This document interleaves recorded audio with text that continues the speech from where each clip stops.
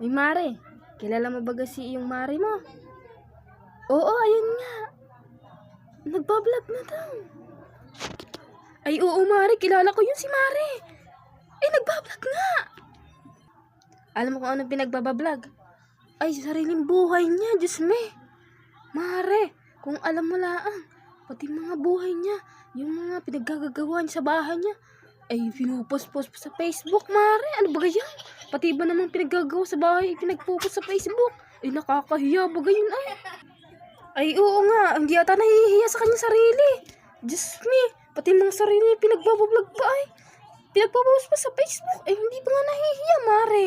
Diyos ko, walang kahiya-hiya ata yung babaeng iyon. Hoy, Mare, balita ko pinagchichismisan ninyo ako, ano? Kayo yung mga walang bago, chismisan kayo diyan. Kung nainggit gumaya na lang kayo.